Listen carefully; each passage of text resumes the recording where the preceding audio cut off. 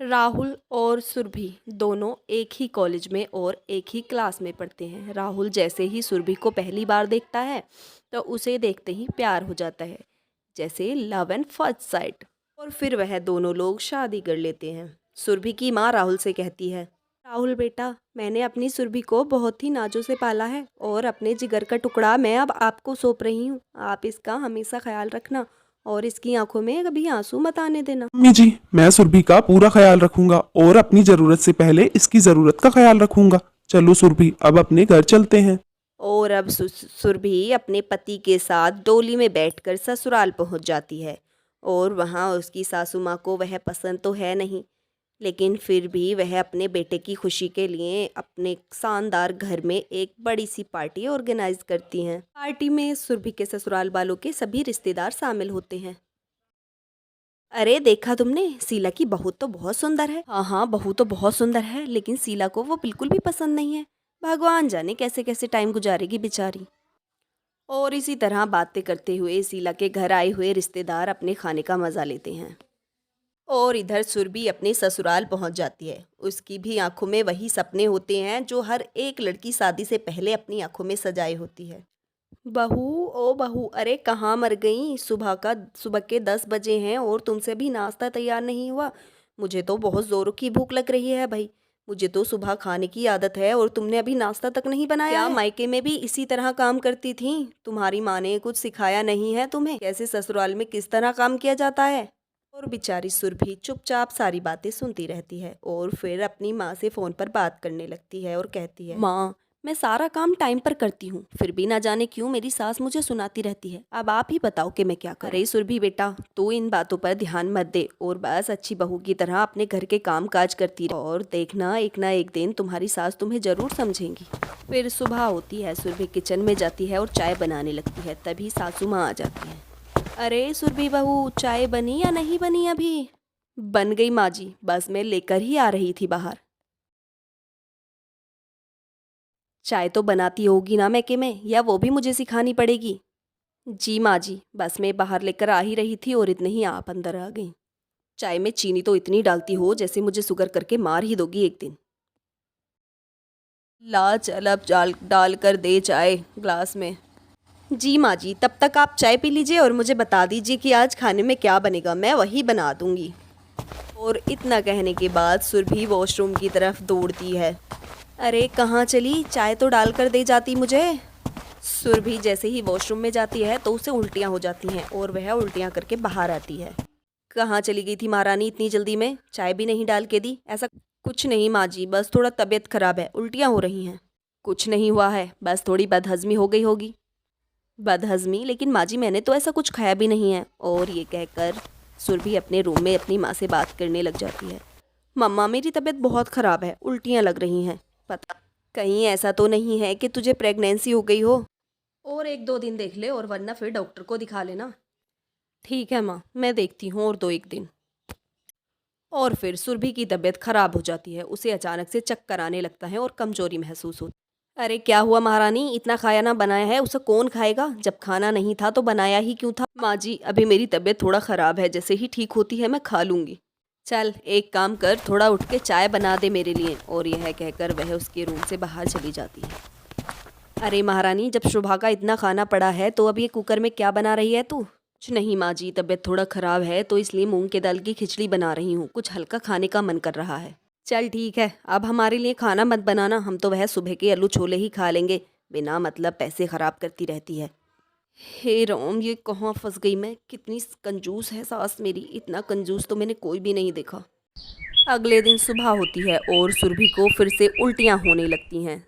सुरभि राहुल से बात करती है और प्रेगनेंसी किट मंगाती है। वह जैसे ही टेस्ट करती है तो वह प्रेग्नेंट होती है और फिर वह ये खुशखबरी राहुल को सुनाती है। क्या सुरभि, ये तो बहुत अच्छी खबर है, मैं पापा बनने वाला हूँ। क्या तुम प्रेग्नेंट हो? ये तो बहुत अच्छी बात है, लेकिन अब कुछ बचाना सीख जाओ, हमेशा खर्चा करती रहती हो। जी, मैं राहुल के साथ एक बार डॉक्टर को दिखा आती हूँ।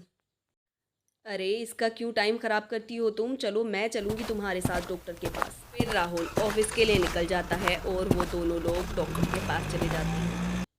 मैंने इनके सारे टेस्ट कर लिए हैं, सब ठीक है, लेकिन इनका थोड़ा खाने पीने पर ध्यान रखो। और ये मैं कुछ दवाइयाँ दे रही हूँ, ये डॉक्टर से लेते जाना। और मैडम जी, कितने की हुई हैं दवाइयाँ, कितने पैसे हुए आपके?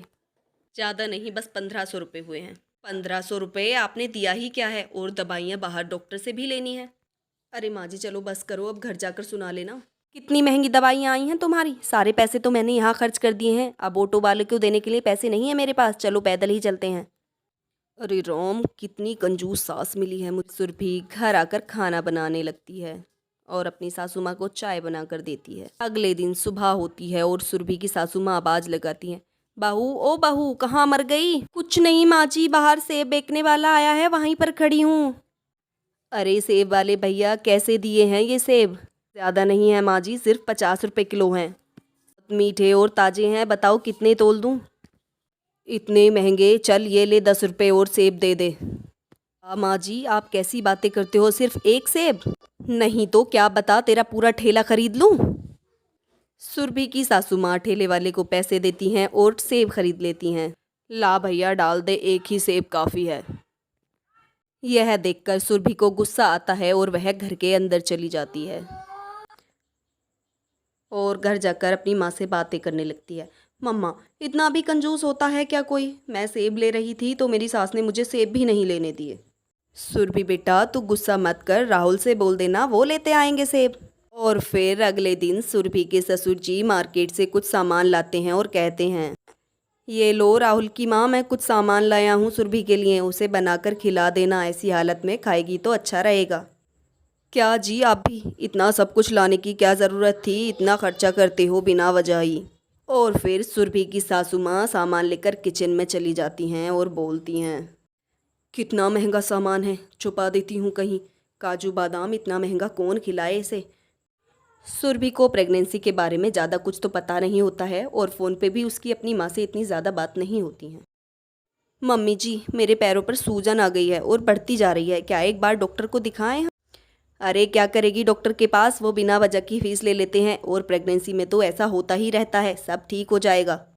और फिर सुरभि अपने रूम में चली जाती है। अगले दिन, सुरभि सुरभि उठो उठो सुरभि, आंखें खोलो, क्यों नहीं उठ रही हो तुम? उठो ना एक बार। सुरभि इतना बोलने के बाद भी कुछ नहीं बोलती है और ना ही उठती है। राहुल पानी के छींटे भी देता है लेकिन सुरभि नहीं उठती और वह उसे डॉक्टर के पास लेकर जाता है। क्या हाल बना दिया है तुम लोगों ने उसका, तुम्हें पता नहीं प्रेगनेंसी में कितनी कमज़ोरी होती है, उसका बीपी बहुत हाई हो रहा है। 15 दिन पहले की अपॉइंटमेंट थी, तुम तब भी नहीं आए।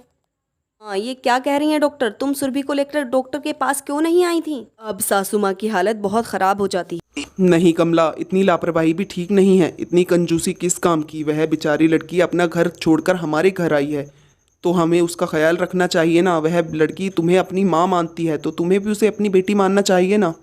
माँ, अगर तुम्हें मेरी शादी को लेकर इतनी ही टेंशन है तो मेरा बच्चा एक बार ठीक से हो जाए, मैं बच्चा और सुरभि को लेकर यहाँ से चला जाता हूँ।